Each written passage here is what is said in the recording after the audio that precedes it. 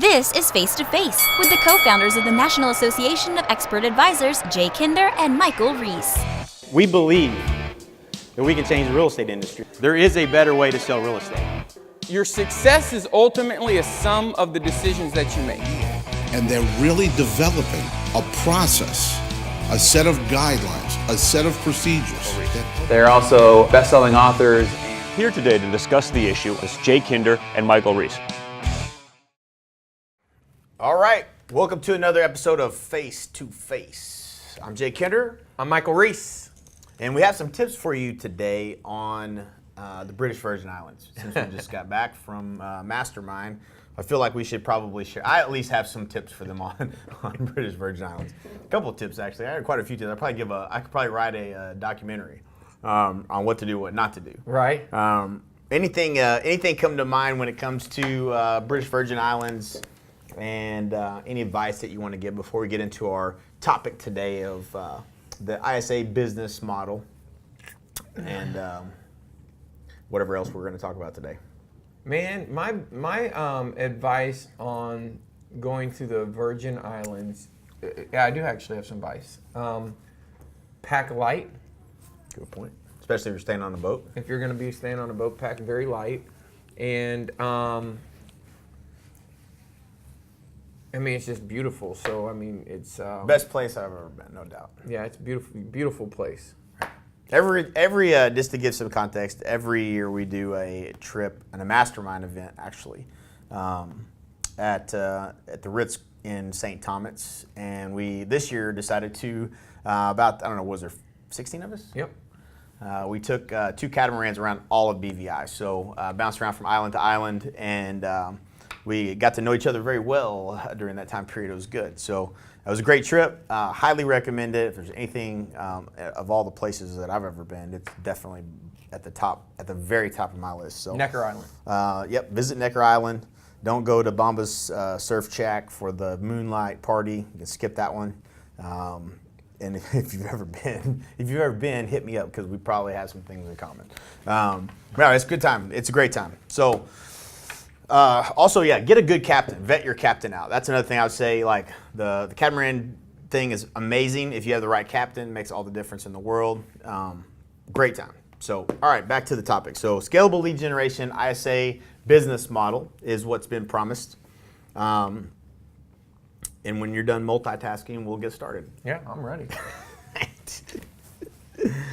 Oh. It always throws me off when I don't feel like you're ready for me to toss it to you. Oh, you know what I'm gotcha. saying? Yeah, hey, all right, Michael, you're up. No, I was getting to the agenda. I'm ready. I'm ready. All right. Now you're ready? Yeah. 'Cause we started about 5 minutes ago. I've been ready. Okay, great. So, ISA. Now, again, if you haven't listened to the previous episodes, you need to go back and probably listen to how we came to this conclusion and where we're at. So, but if you have, or if you're just jumping in here and you're wanting to just say, hey, oh yeah, scalable lead generation, that caught my attention. I'm super interested in that, and this ISA business model. We'll at least start with what is an ISA, right? So I'll let you kind of describe that since you built a call center, basically. Describe what an ISA is, and then we'll talk about why most people screw this thing up when they try to go hire an ISA in their business, and it ends up being very costly and making a lot of mistakes. Yeah, absolutely. I think an ISA is basically somebody who is going to help. They help facilitate a transaction, whether it's selling a product or service. Specifically, the way that we do an inside sales boot camp, and so I have these slides. I've already done the work. Right. So to bring them value, I'm going to have the slides in front of me, just so that most people paid $10,000 to come participate in this. Yeah, so might as well share a little bit of the we're value. We're going to allow you to use your slides since it was a $10,000 boot camp. Yeah, and so that's the only reason, because otherwise I think you could just talk about it. Yeah, and it's not. Well, the main thing is that an inside salesperson is somebody who's going to work within an organization, and specifically the difference between an inside sales and telemarketing is going to be somebody who, in a telemarketing situation, you might be routed to another person. If that person doesn't do a transaction, you don't have a system to call that person back, to follow up with that person. Now, you might be put back in the queue to be followed up with if you want DirecTV, if you want to buy something. So it's traditionally cold calling is the job of a telemarketer. Just straight up cold calling, making dial after dial after dial after dial. Yeah, so it's typically on a telemarketing, it's going to be a lower ticket item, and it's going to be a rigid, scripted conversation. And an inside sales, there's going to be more of a higher value ticket item with the needs analysis and an understanding of the prospect where they are and trying to identify in that conversation based upon the investment being typically a bigger investment that the consumer's trying to make when they're hiring someone and interacting with the company that's offering the service for the first time over the phone. There might be several conversations. And inside sales, the skills that a great inside sales has is their ability to build and nurture that relationship over the phone from when they enter into the prospect or the opportunity, the lead, whoever it is. Right.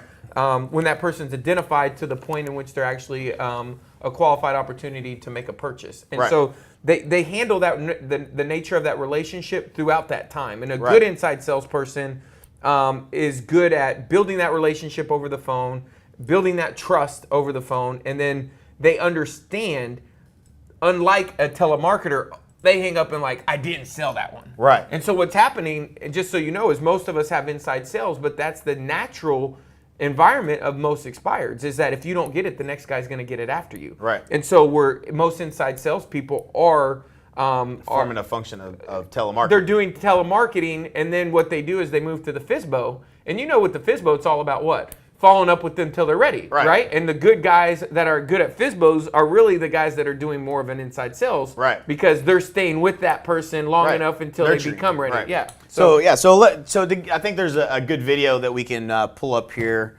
to illustrate that. So yeah, let's play that. Cue the video.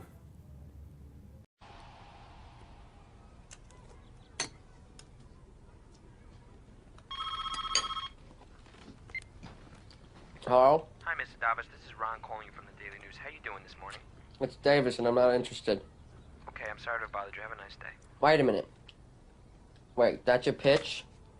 You consider that a sales call? Well, You know, I get a call from you guys every Saturday, and it's always the same half-assed attempt. If you guys want to close me, you should sell me. all right. All right, start again. Okay. Hi. This is Ron from the Daily News. How you doing this morning? Shitty, what do you want? It's not what I want, sir. It's what you want. Ron, now we're talking. All right, what are you selling me? I'm offering you a subscription to the Daily News at a substantially reduced price. We're trying to reach out to people that have never had home delivery before. Right, so basically you're saying that everybody else who already has a subscription is getting fucked on this one? Yeah, I guess so. All right, well, I can handle that. So tell me, why should I buy your paper? I mean, you know, I mean, why shouldn't I get the Times or the Voice, you know? Well, the Village Voice is free, sir, so if you want it, you should certainly pick it up. But the Daily News offers you something no other paper can, a real taste of New York. We have the best features, more photographs than any other daily in New York, and we have the most reliable delivery in the city. Now, what do you think? You know what I think, Ron? I think that was a sales call. Good job, buddy. So you're going to buy a subscription? No, I already get the Times. All right, so I think most people that are in real estate and successful have probably seen Boiler Room, even though we don't advocate the methodology and the plot line of that movie. It is a great movie, actually.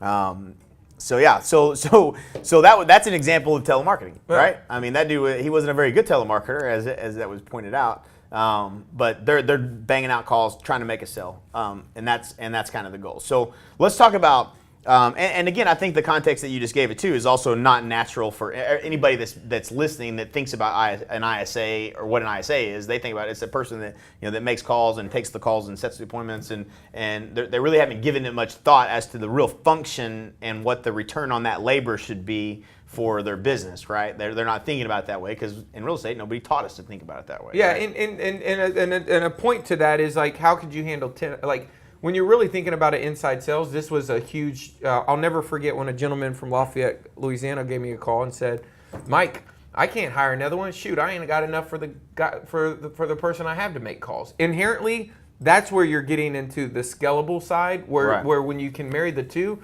it's actually a tool. Like in a direct mail piece, you can mail 10, right, 1,000, 10,000, 100,000, right? And if you have something worse, you would mail. You keep mailing it over. As many as you can. Exactly. And so that's like inherently when you have lead generation, what I found is when I'm talking to real estate agents, then I reflect back on my personal experience, is I got an ISA, what I was calling an ISA, to help me make the calls because I quit making them because I got too busy. Right. And those calls were expireds and FSBOs. Right. So if we're really being honest, it's what we call an inside sales department is not, it's not in theory, do you have unlimited expireds and FSBOs? No.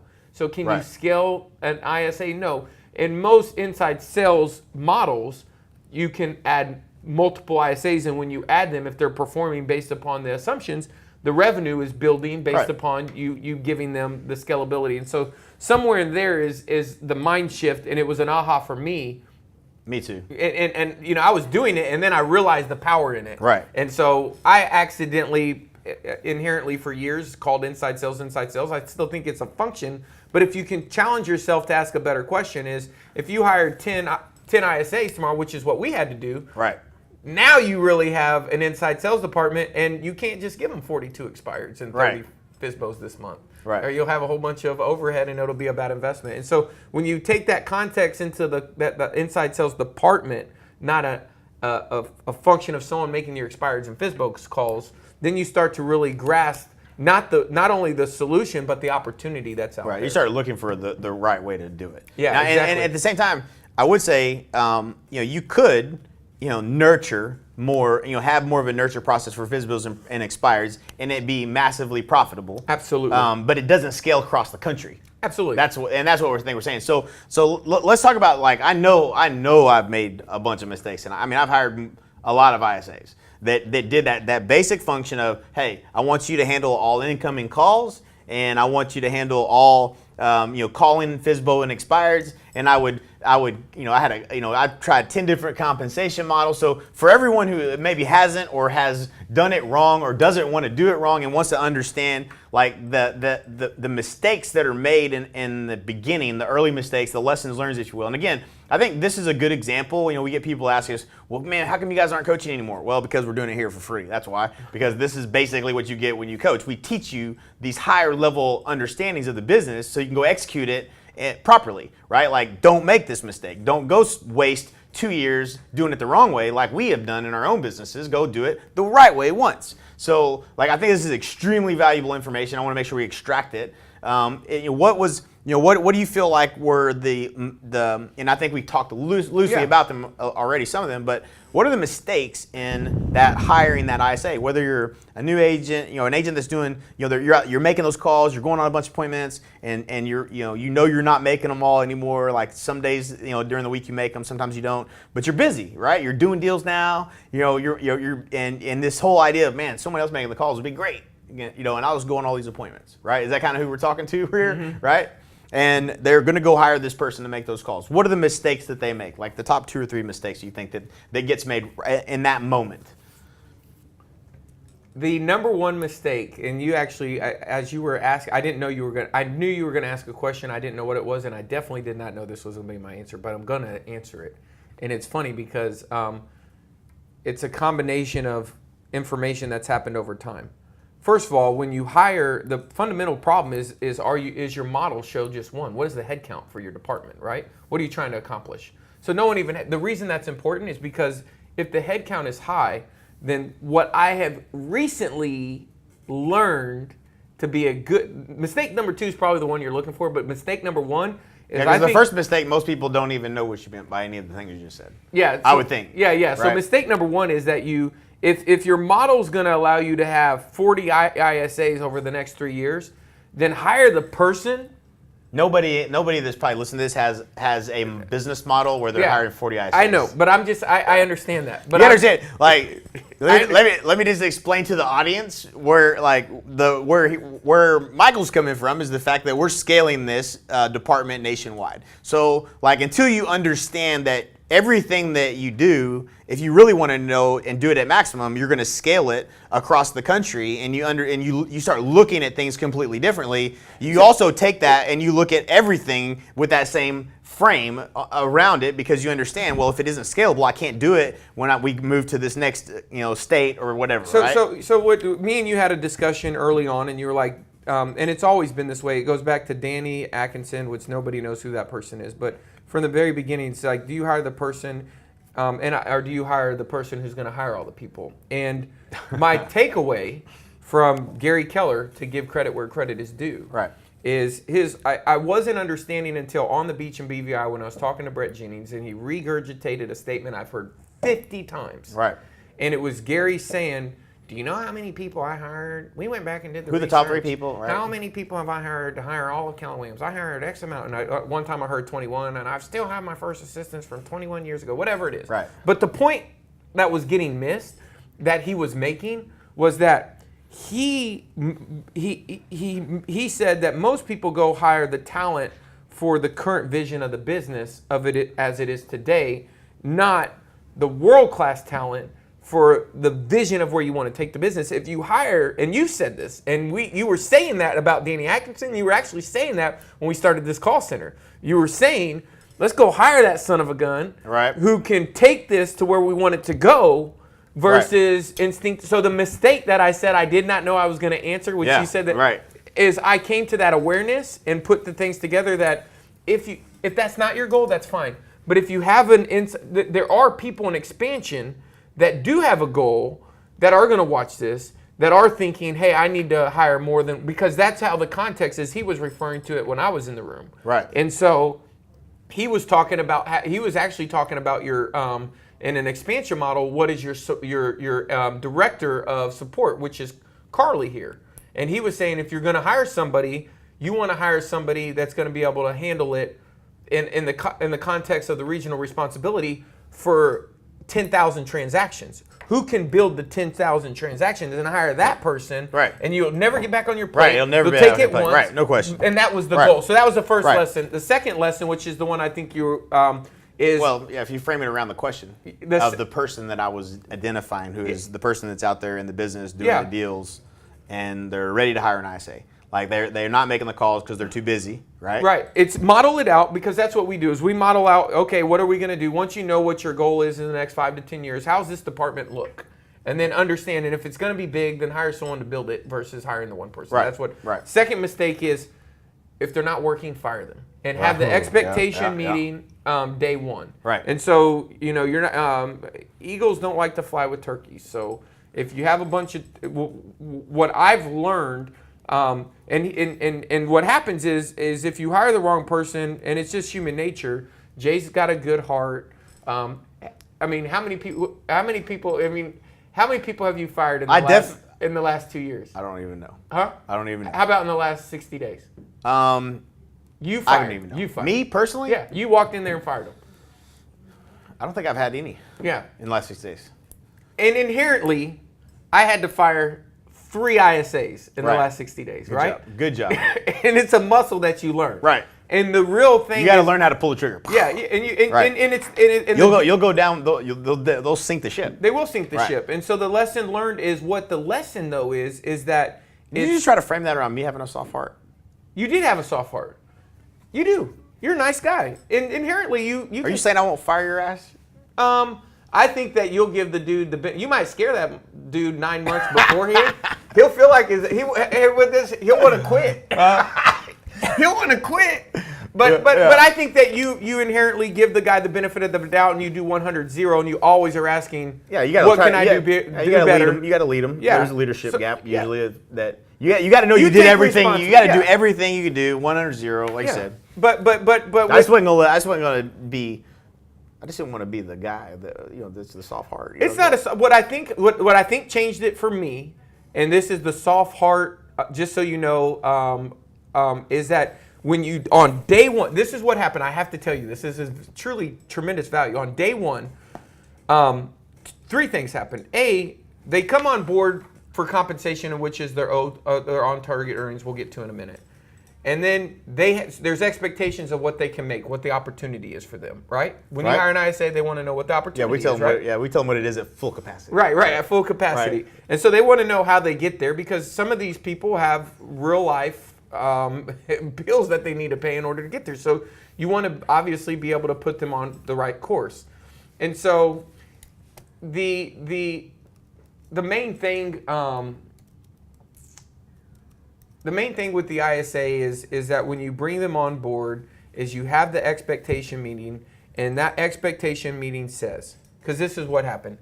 What I realized is I was after the first, we had 4, and Alex was coming to me and asking me questions, and I was hearing. I was like, I was going home thinking like, why would they ask that? Why would they ask that? And finally one day I said, they don't think they're doing a good job. They don't know how to measure them by, because they're wondering if they feel like they should be doing better. They don't have any gauge. Right. And we had talked What about is success? Yeah, it was. Right. They had to do 5 appointments, or 5 nurtures, X amount of appointments. But what they didn't know is how many did you expect me to do on my 2nd week, my 3rd week, my 1st month, my 6th month? And so we laid that out. And what we did was we laid out all of those meetings with that individual, like we do in every meeting. We laid out their first year, and what we do now is we got to a monumental mark on day 90, and the person was subpar, and it was very easy because we had already talked about it. Right. We were like, if at this point, if you're at 70% of this, right, then this so let me break you. down the principle that you're describing Okay. for people to catch up with that story. So essentially, the first thing that people don't typically do is they don't get clear on what the job roles and responsibilities are. So they don't even know how to run the ad. If they do run the ad, they don't know where to run the ad. They don't know how to measure, test, and get the right person in front of them. And if they do get the right person in front of them that just happens to have the right skill sets, even though that hasn't been clearly identified, they hire with the person that they tend to like. And unfortunately, that doesn't always lead to a good hire. But even when they do hire them, that person doesn't even know what success looks like, right? So there wasn't a clear, this is success, this is how I'm going to measure your success, and then here's your training.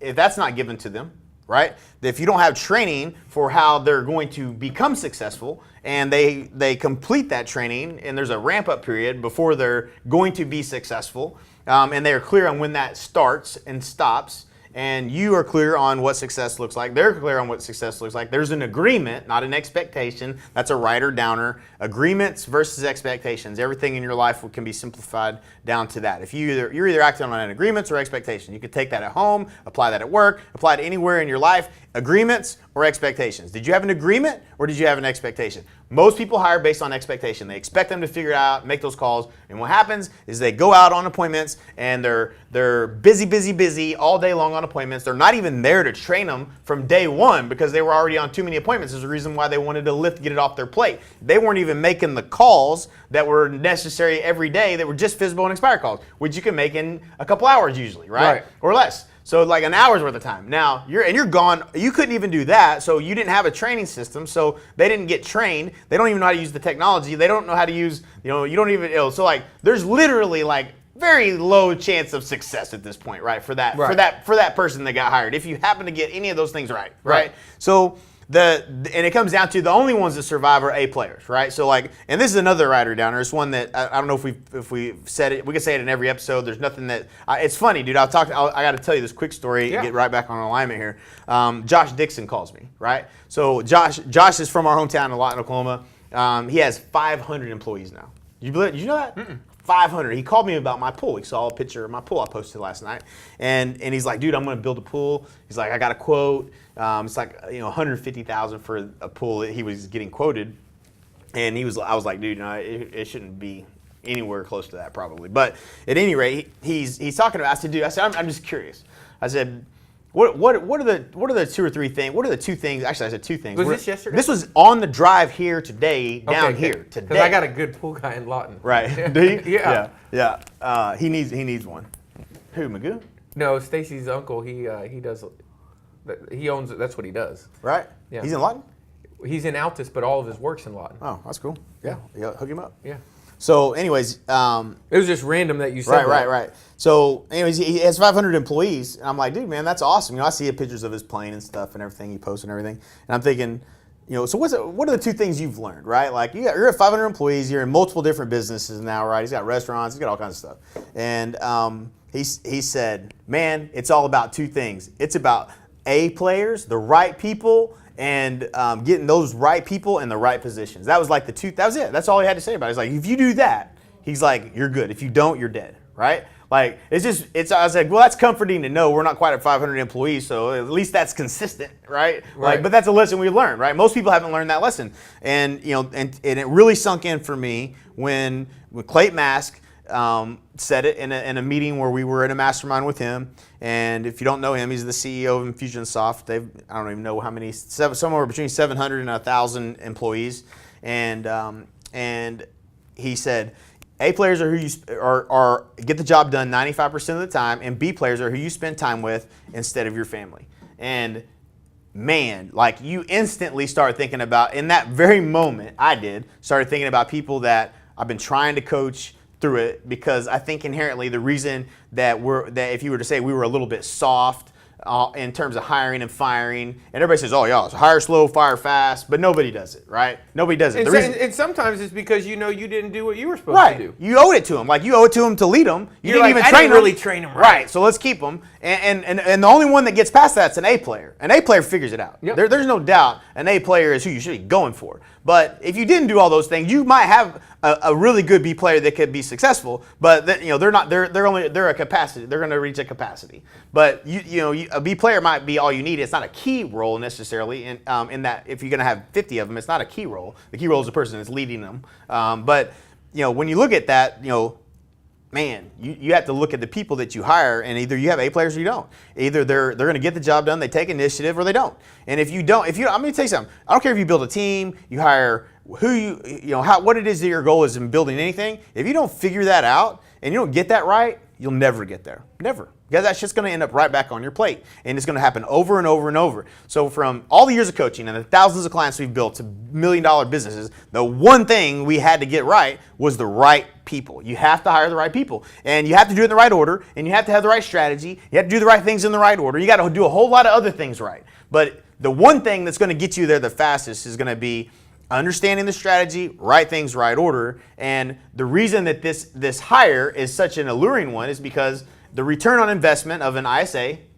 in theory, of the theory of from their mindset generally looking at, I'm going to hire an ISA, is that they can create a high return on the investment of labor. But the reality is most people screw all of that up, and they still can even be profitable for them. You know what I mean? Like you could still accidentally do 2 deals a month, and if your average commission is $10,000 and you're paying out $2,500 to $3,500, let's say, it still was a profitable venture for you, and it got something off your plate, allowed you to get on more appointments, right? Mm-hmm. So that's what generally happens, and some people get it half-ass implemented, some people get it dialed in a little bit, but what we're here to talk about is how are you going to scale it nationwide? How are you going to do 200,000 transactions, which is what we're here to talk about. Yeah. So we're going to take it a way deeper, and we're going to take you through the real lessons learned of if you want to do this, do it right. And if you're looking at expansion or building a big team, or you want to be, or you just want to be educated as to what we're up to, this is definitely going to be some huge takeaways and some things that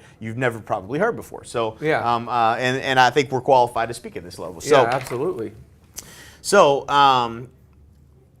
and we can talk about compensation. I don't know. That was the one thing that I had as a bullet that we could talk about is the compensation. Is there? I think the framework for compensation that we've adapted is, it's anywhere. Every market's different. So in Silicon Valley, the guy's going to make $90,000, where you're going to have a lot of those software companies pulling on that industry and that labor in the area. In Texas, or you might be somewhere between $65,000.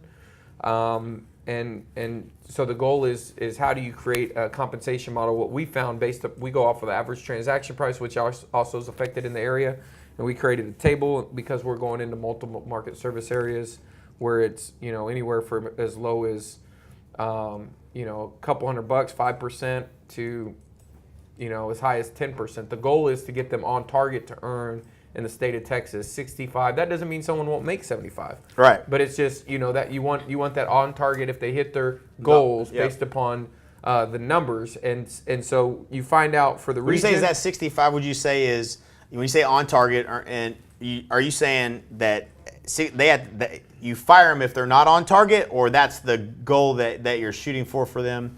I think that's the when they sign up, what they're signing up for is that if they hit their numbers, that they'll make about $65,000 once they've ramped. Yeah, and if they don't, there's a good chance they're not going to be kept around.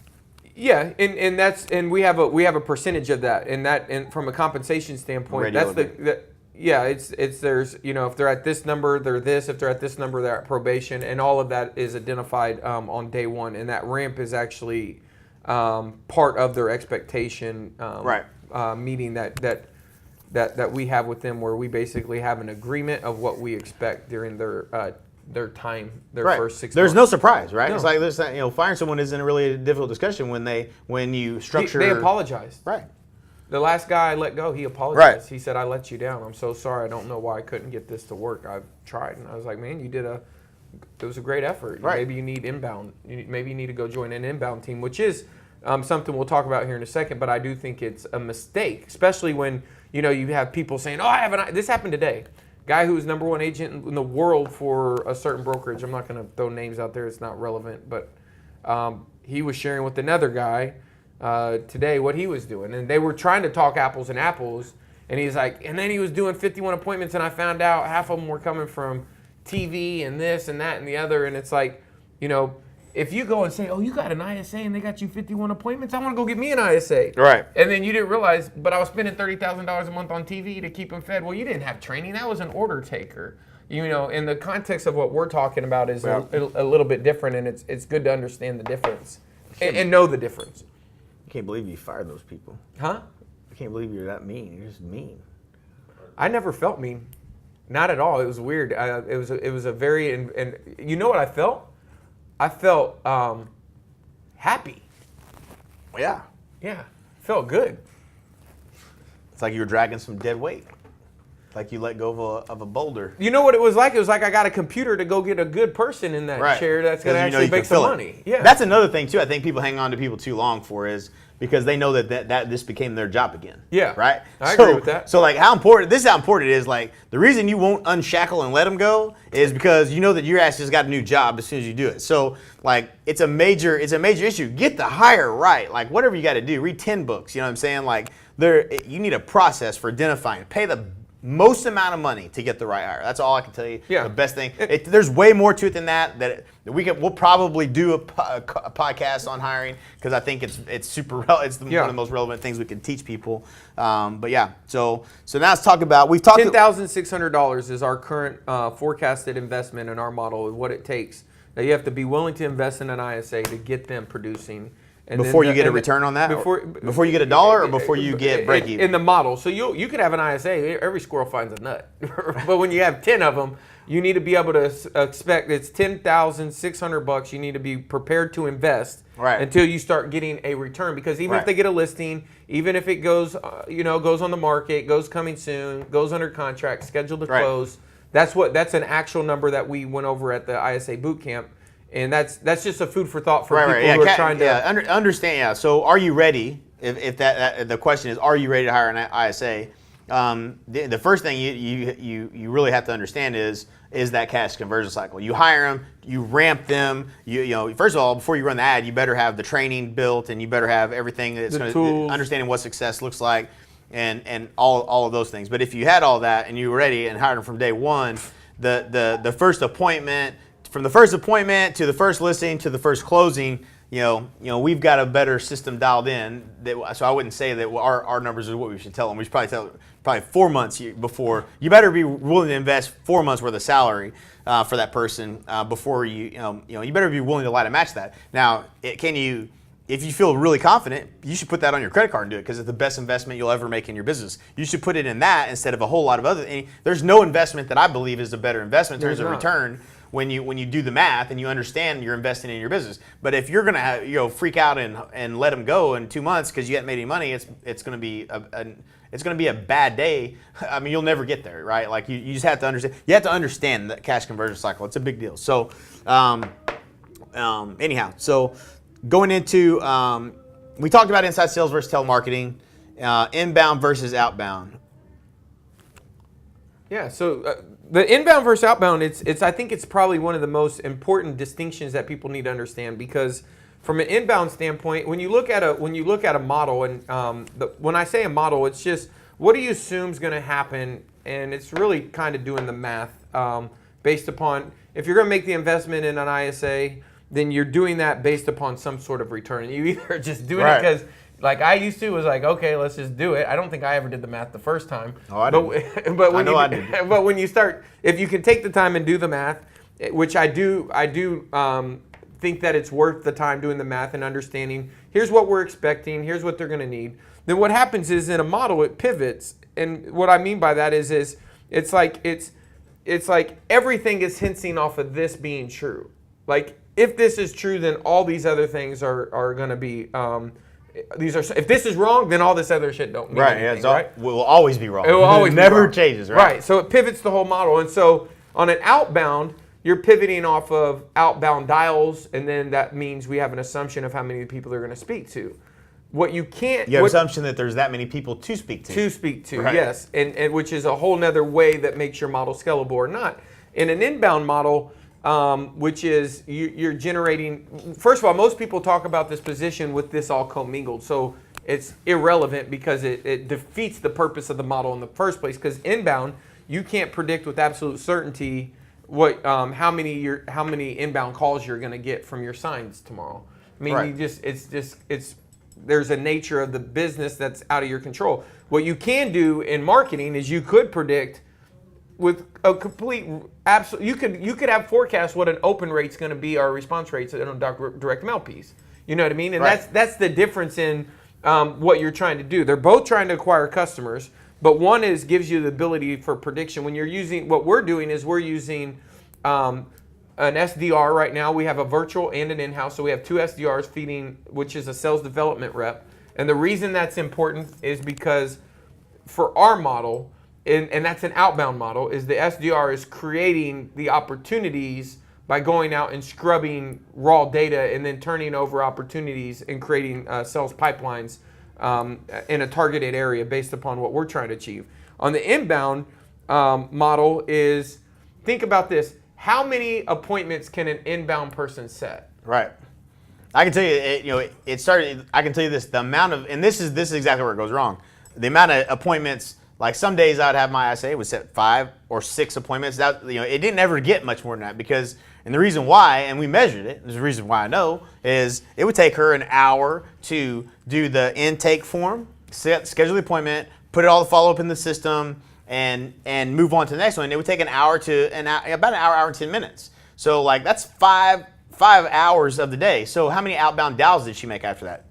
Very little, right? So there wasn't much more, right? Like I wouldn't expect it. I mean, you really can't. There's not enough hours in the day if it takes an hour to do that whole entire process, right? So that's and if you happen to be doing really well with inbound, you know what I'm saying? Like where I was selling 500 something homes and I had inbound coming out my ears, then why? I wasn't capitalizing on the outbound at all. Zero. Right. I wasn't doing anything outbound because I was full time managing the inbound. Right. And that's what people don't think about. Like they hire them and then, you hand them somebody to set the appointment and that counts towards their quota is not how you would manage. The compensation should be different. Right. Everything should be different on those appointments. Right. So like those were the mistakes that I made I didn't know I was making. Yeah. And it was like, well, somebody's got to take that call. Better be probably the same person that set all the other appointments that, that were going on. But the reality is at a certain point, if not immediately, if you have the resources already in place, almost anyone can do an intake form on somebody who's calling I want to list my house with you, right? They're the same. The conversation shouldn't be the same. What's the driver of your business is that outbound, that should be more predictable. That is going to drive a predictable result if they're doing it consistently. Now, we all started with expired and FSBO. If you're going to expand into a new market, it won't work. And there's a lot of reasons why. We talked about it on a couple past podcasts already, but I won't get into that now. But that's that works generally in a small and if you're just building your team. Right. And it can work much better. Yeah, I agree. Yep.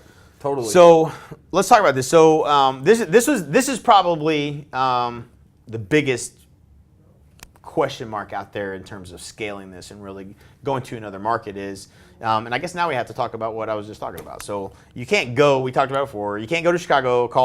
We did it here in Dallas. We sent Chris on appointments. all over DFW, right? Because we were calling physical and expired. There wasn't enough of them in one little area to keep him busy. So what do you have to do? You had to go all over the place, right? The same thing we would have done, calling physical and expired. We have our market is wider than it is small. You know, it's not certainly not dense in terms of what was predictable that we could create, right?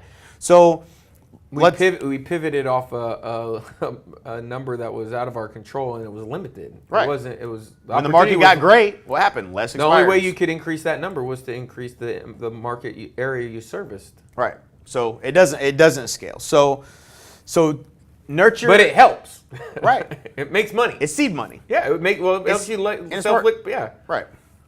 So yeah. So that's the only difference is you still call them. It's just you better have a better strategy than that if you want to make it scalable. Right. Exactly. And that would be what? So nurtures. Let's talk about this. The nurtures versus the appointment set. So, in talking about let's talk about scaling. Who are you going to hire these ISAs? If you're going to hire 10, what are you going to have them do? Are you going to have them? So let me even take one step back from there. First of all, which is you're reminding me as you're talking. So I get the luxury to think while you talk, which is harder to do both at the same time.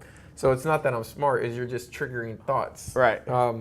But does that mean you're not listening? I am listening, and you're making me think based upon what you're saying. But while you're thinking, I might have been talking. But I was thinking about what you were talking about. And so what happened is that the lead gen, if you pivot off of lead gen, which is what we did. So I'll kind of give you a concept here is like when you have an ISA model, which is the reason I'm going back to that and people, it's when you do the math and then you say, Jay, okay, we're going to have an ISA. How many leads do they need? Well, what is the cost per lead? Because we already talked about their labor and what we're going to have to invest in them. And okay, all of these assumptions. Oh, they're going to call listings. Okay, how many calls are they going to have to make? You know, when you go through all those assumptions. So we have an 8% spoke to ratio. We have a certain linear funnel where we have assumptions, and when we're off, we go back and look at them, and it's kind of we can see where we're off. What was originally the goal was we were pivoting off an $8 lead. So what happened is we had to generate an $8 lead for that ISA to be busy. Right. And that was the constraint, is because very costly, very quick too. It became very expensive. And what happened was those $8 leads were home value leads. And so we did have access to some information where it was 150,000 home value leads. And out of those 150,000 home value leads, when they were incubated over a year, 9% of those actually sold their home. So across the country, nationwide, home values come in, store that address, and then go back a year later and see out of those addresses what percentage of them sold their home. Less. Yeah, right. And so that's another writer downer if you're trying to do what we're trying to do here. Yeah. So 9% is the turnover across rate. the country. Yeah, right. turnover of rate home value leads. Of home value leads. And so therefore now you're paying $8 a lead, 100 leads, 500 calls a day. The good thing is that if it's user provided, then what you're doing is you're calling, you're going to probably have a lot more contacts. So the question becomes, and it becomes, is what is your cost per nurture? Right. So if you have to go through 500 leads at $8 a lead, and then you go through them all, and then you get your labor dollar, and then you add it all up at the end of the day, here's what it cost me for that nurture. Right. When you take what we do is we go in and we find the neighborhoods that turn over at the same rate. So the real thing that you're saying is the probability that I talk to somebody on the phone that's going to be selling their home is no different than the probability of someone doing a home evaluation. So what happens is we call that same person, a little bit different script, less skill, with the goal of just saying, we want to find out, because when you get a home evaluation lead, this is what let me just restate what you just said, because there were, you were thinking while I was talking. I was when you said it, yeah, I was thinking, damn, that was really important. Yeah, you weren't listening. I wasn't listening to what you said after that. Whistling. I was whistling. Willie, up, get this bitch out of me. Now I done forgot. You said ADHD. I'm sorry. No, that's all good. So what you're saying is that, shit, if you're gonna try to hire a bunch of ISAs to make calls to home evaluation leads that cost $8 a piece, or less or more, whatever, depending on it, it's only gonna go up. Customer acquisition costs. Right. And only 9% of those are gonna close in the next year because we had access to data that nobody else is gonna have access to. Mm-hmm. and you know that to be true, that you can call neighborhoods, and based on the spoke-to ratio of those neighborhoods, you can for a lower cost acquire the customer and have the same strategy that's more scalable. Yes, and so it's funny. I'm actually. I just want to make sure everybody heard that, because that is so absolutely paramount to success. Yeah, and so even though just like one gets you a good ROI, we get a good ROI from it. Right. But what happens is our ability to create scalability in the home value is we're still waiting on the consumer to fill out the form. Right. So whether we run an ad, what happened is it all works good. The ad goes out. Oh, we got 100 leads. Then Monday, but 3 weeks later, you still have those people on the payroll. How do you get 100 the next week and 100 the next week?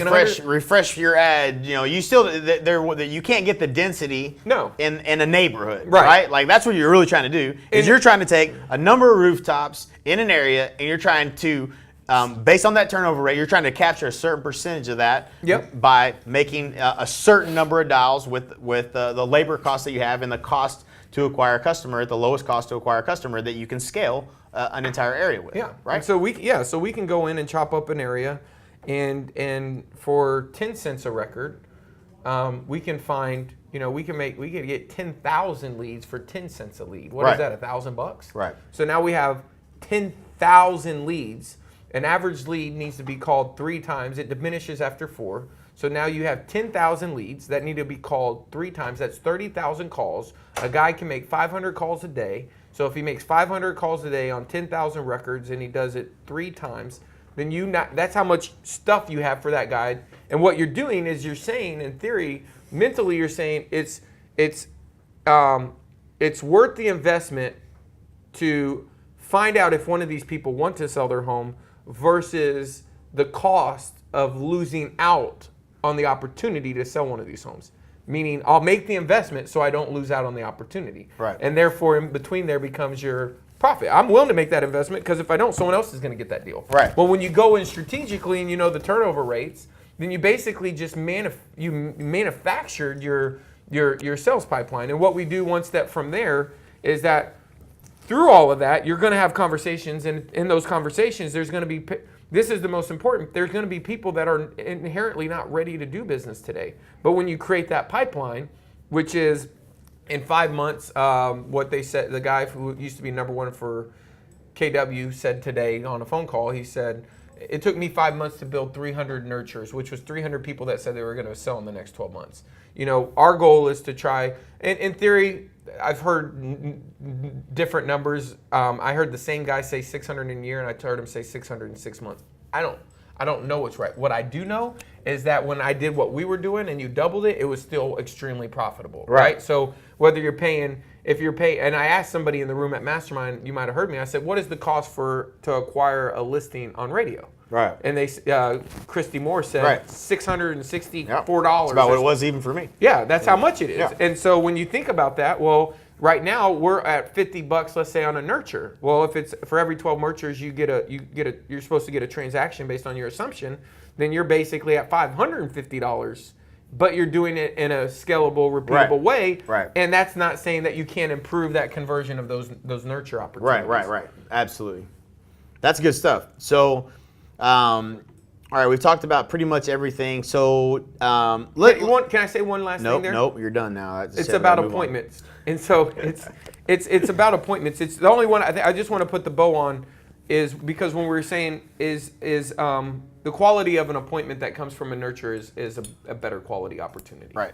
That's all I wanted to say. Right. That's really the last thing that we really had to talk about was the difference in the data and calling data versus calling. And we're talking on the social side. I do want to touch on one thing. So you don't hire ISAs to call buyers first. Right. And there's the main reason for that. There's a couple reasons. They're obvious, but I'm going to make sure that people hear it because sometimes they've never heard it. But when you look at the buy side of the business, we measured it out. It takes 21 hours on average to close a buyer. That includes buyers that you show that don't buy, and the ones that move and buy the first house you look at. On average, 21 hours. And spending time with a seller, you're spending on average maybe a couple of hours, 2 to 3 hours with that person. So your efficiency, if you're meeting with them, or if you have a bunch of buyer agents that you've hired, The big difference there is in your business model that if you're giving 50 cents away, which most people are, everybody's tried to figure out a better model there and showing agents and all this stuff and trying to figure out how to monetize it better. But at the end of the day, you're giving away roughly 50 cents, whether it's on labor or in commission. You're giving away 50 cents. And so, not including in this market, they have to write 20 offers. right. This is a whole nother, which is a whole nother thing. And so it's much harder to monetize, and it's half the margin. I mean, it's 50%. That's a big deal. So that's the reason we've talked in reference to the sales side of the business. Obviously, sellers become buyers. Sellers have signs that generate buyers. Right. Yeah, absolutely. It's a no-brainer. And I think everybody knows that, but I just wanted to make sure we made that point. So, lastly, the data versus lead gen, right? Yeah. So, you talked a little bit about it, but how important? Because we've played and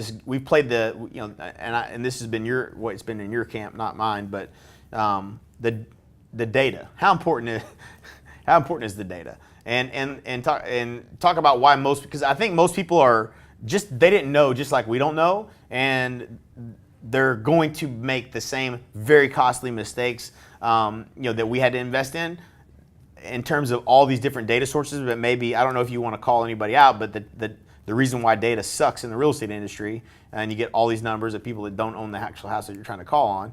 I'm trying to tee that up gently, but I think it's so. The main thing that happens with data is this is all weird because I feel like I talked about all this in the last 24 hours. You probably talked about it like 10 times. We probably talked about it. Yeah. Right. So the main thing is with what you were referring to as data is, one thing is we called one data source versus another data source. The data source that we ended up calling was a recommendation from a guy.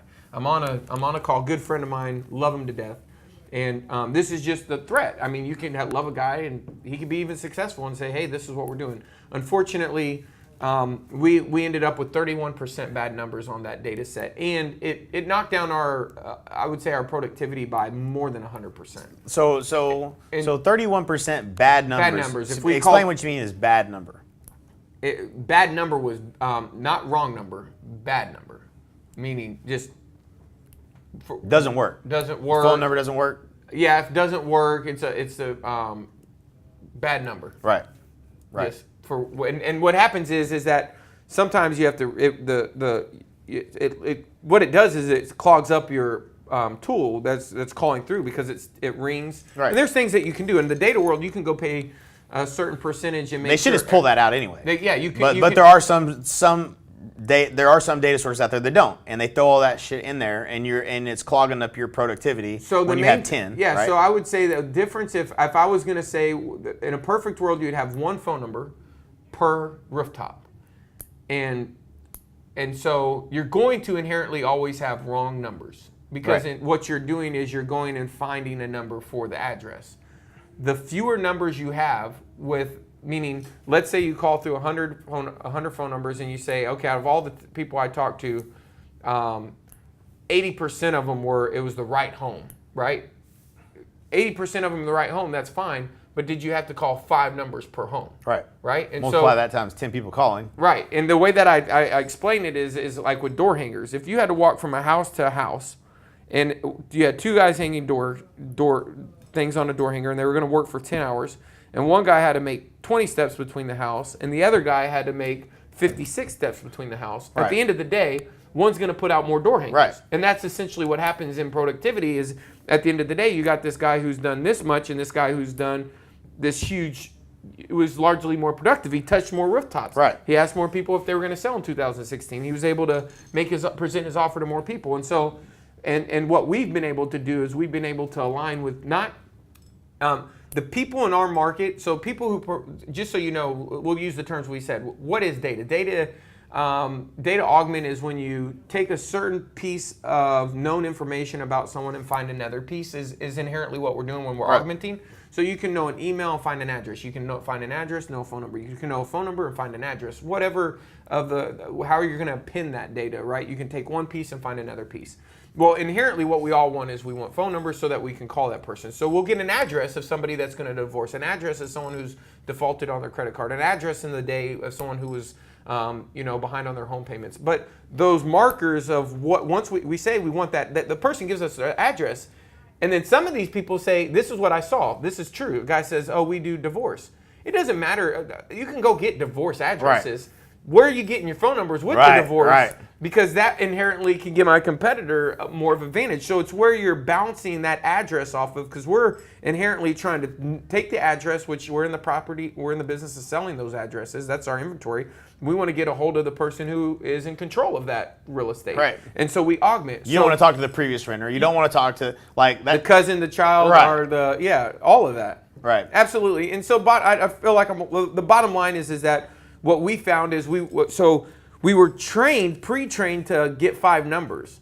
And so what you can do the whole reason that no one has inherently went to solve our problem, because most people who monetize data, meaning follow the money, is they're only trying to get maybe 50 to 70 phone numbers per person. They might already did it for one guy. They're just reselling it to the next guy, which inherently data is supposed to give you a competitive advantage. In our market, they go get data for an expired and give it to freaking everybody in the city. Right. So it's not even really leveraging data for what data is supposed to do, which is supposed to give you insight to somebody that nobody else has. Right. That's why what data's supposed to do is give you the ability to predict. Right. And so what game we're playing is we're playing a different game, but the game that we're winning right now is we're able to get more accurate phone numbers legally.